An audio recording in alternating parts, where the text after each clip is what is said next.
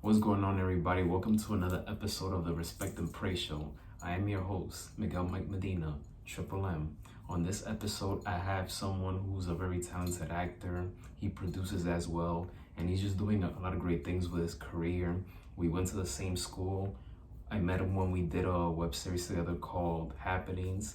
And stay tuned for this interview because it's a good one. Ladies and gentlemen, it's a great honor to present to you Mr. David Manuelle. David, how's it going, brother? It's been great. I'm honored to be here, man. Thank you so much for, having me on your piece. I absolutely am so excited. I feel great. Um, and I'm ready to get down to business. Sure, man. Um, I want to start off from the top. When did you know that you wanted to do this for a living? When did I know? This is pretty loaded question, I think. I think that everyone has that cliche. I wanted to do this since I was a kid, and I'm very much a proponent of that. As a kid, I didn't know it yet, but I loved acting out scenes. I loved embodying characters. I think when I was growing up, I had to be like 3 or 4. I would imitate Tarzan after watching it, and my parents would be like, "Can you stop walking on all 4 limbs? This is not things children should do." So later on in life, I came back to it, and that was probably mid college journey.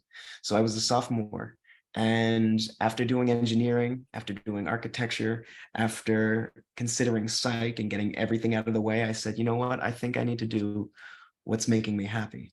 So I auditioned for a show. This is the first show that I auditioned for, not because it was something that school was requiring. I did a scene or two of Macbeth in grade school, but that was it. This was something, that I set a journey for myself, and I got a role, and I loved it. Going on stage, I felt like I was on a roller coaster, man. I felt like I was flying, truly. And I go, okay, I think this is the thing. I think this is my thing. And that's all she wrote. Yeah. And for those of you who don't know David, attended CCNY just like me. And but I want to say, out of all the plays you've done in City College, which one do you enjoy the most? Out of all the shows I have done in City In College, City College, yeah, which one do you enjoy the most? um, I would say the very last one I did. It was probably January. I'm sorry, it was December 2019, and it was Urinetown. It was a musical. It was my first big part in a musical. I think I did Into the Woods prior to that, and I was Milky White, which was absolutely amazing. I was a cow. And this one was very different. It was my first antagonistic character, I'd say. It was my first big bodied role. I got to sing. I truly embodied, this character. And I think that was one of the best experiences from start to finish. The learning process, the building process, the rehearsal process, the performance, everything about it was just chef's kiss, And it's a show to this day that I think about saying, man, if I could just do one more show of it, I'd be happy. Without a shadow of a doubt. Yeah. And after you graduated from City College, you said not too long ago when we spoke separately that you got a scholarship in London to study in London, right? Or Yes. was Well, this actually, go ahead. Go ahead. no, no was this before City College? Were you still in City College when this happened or after? This was during City College. So having the scholarship, I was in the student body for the theater department. There's maybe 100 some odd students, all gifted, all talented. And there used to be, I don't think the service is still provided anymore, which is really sad. And if I ever had an opportunity to facilitate that opportunity that was given to me, I'd be more than happy to do so. But they chose 3 students out of the 100 some odd student body that they had every year, and they would send them to London for the London Academy for Music and Dramatic Arts, Lambda. And I was one of those 3 for the year of 2018. It was me and 2 really good friends of mine, and that's what solidified this as my career, my life choice, my passion. Having those acting chops given to me, having that blessing of being able to fly to another country and learn just at the heart of what acting, essentially can be looked at. Learning from Shakespeare, it was one of those experiences that was absolutely pivotal in my growth.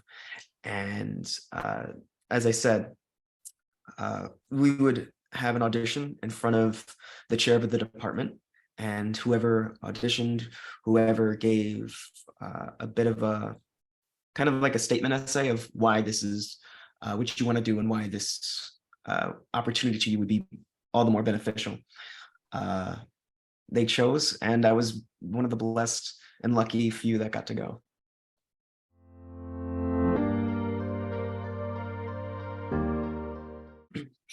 Favorite movie?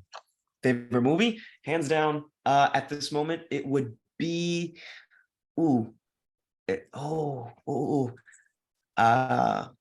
Prisoners, I think.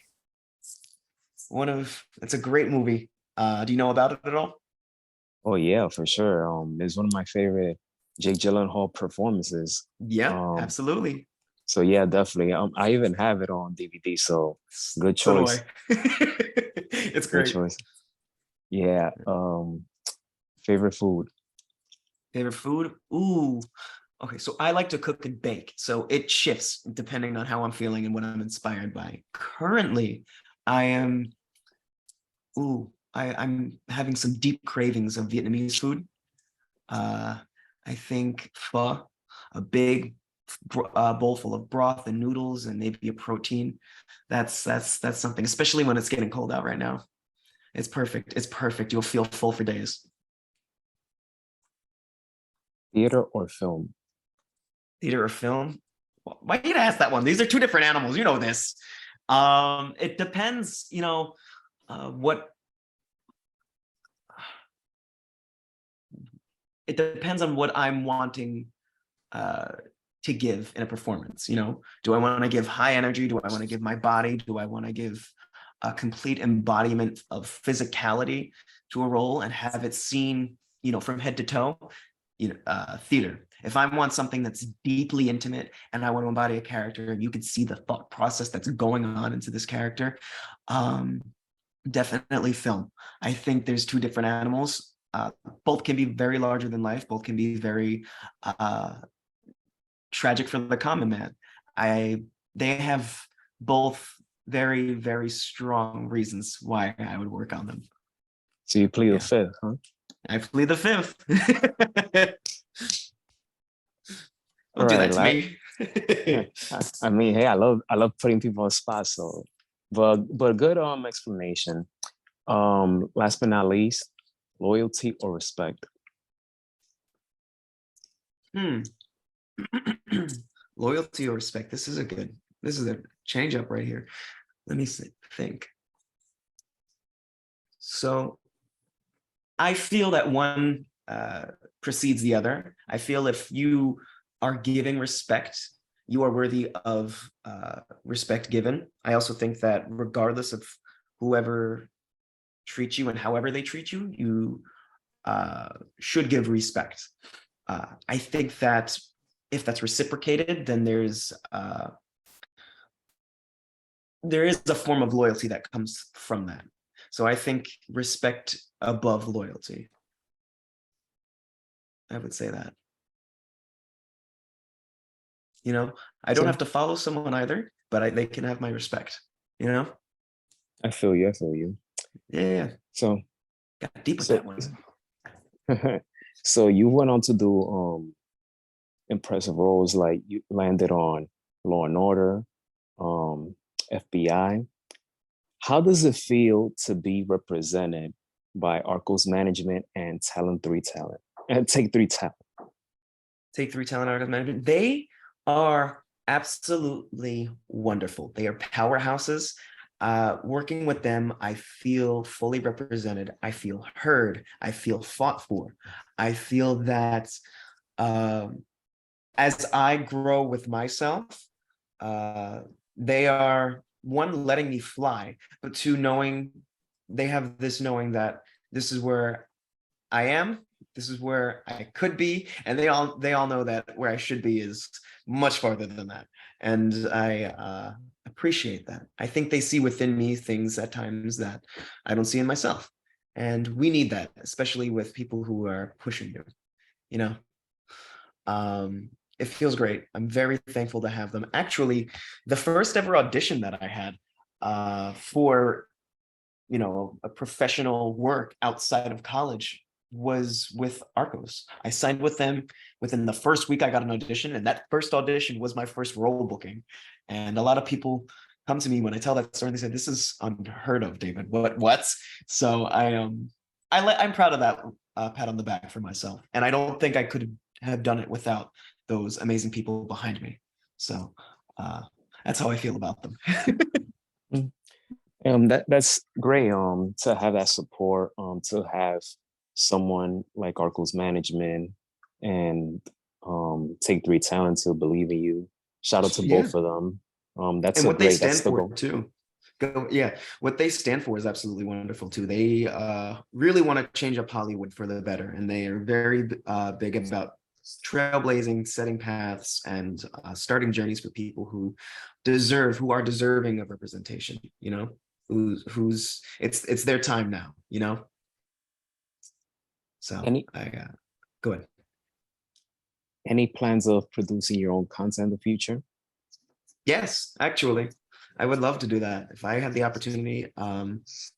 I would pull the trigger on that 100%. I think right now, while I work and while I grow myself, I can do. I definitely can take pieces from each work and put that in my toolbox of what to learn and how to do bigger roles on projects. I think at the end of the day, though, I just have to jump forward with it.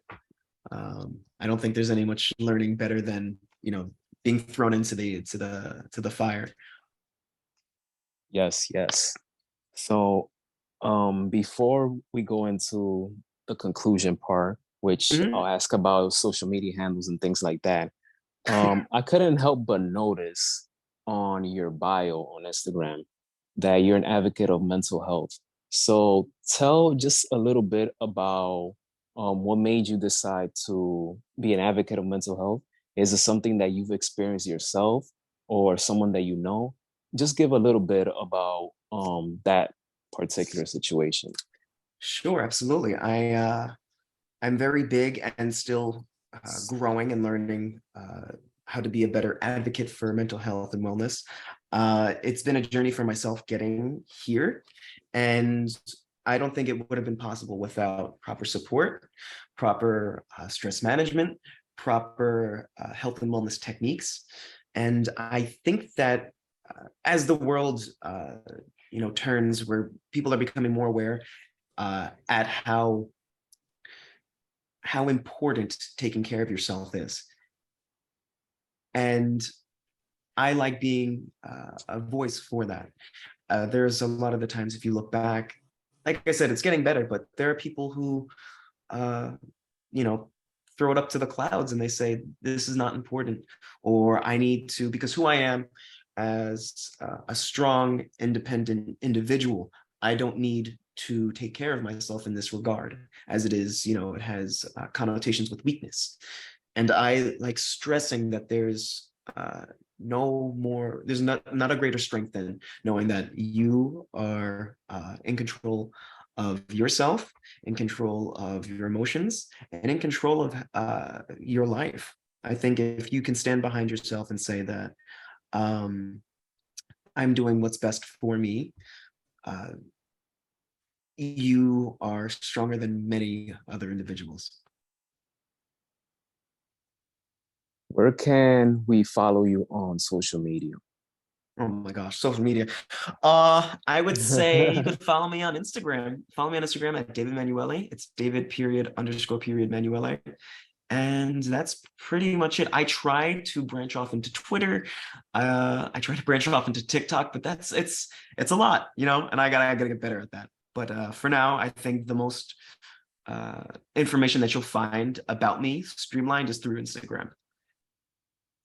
I was like that about a year ago or 2 years ago, where I just wanted to stick to one platform because I felt like if I dive into the other ones, it would be just too much, too overwhelming. I'm not the biggest fan of social media, but for anything that you're doing, any industry that you're in, if you want Yeah. to put yourself out there, that's the route you gotta go. But as long as you keep it authentic and not bring negative attention to yourself, then it's fine. As long as you stay, true to yourself and be very well disciplined, then it won't be so bad. But don't get too sick and too hogged up on social media and the negative aspect of it, because No, we I know agree. how much it could take a toll on you mentally. Hmm.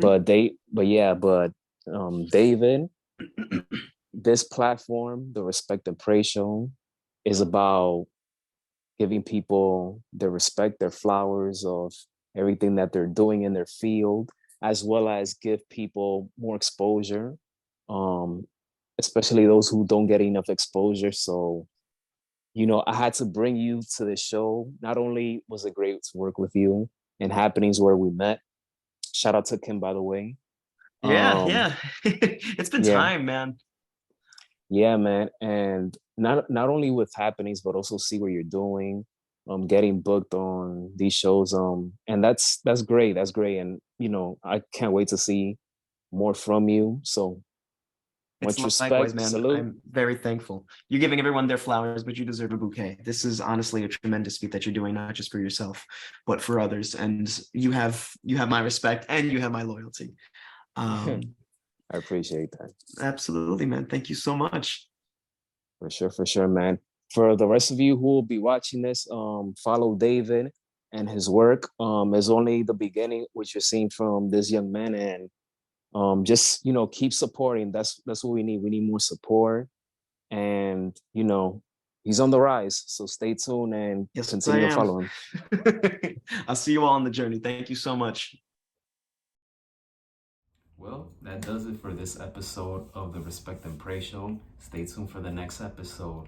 My message is always simple: have mutual respect, mutual love, and mutual admiration. So, stay tuned for the next episode, and don't forget to hit that subscribe button, alright?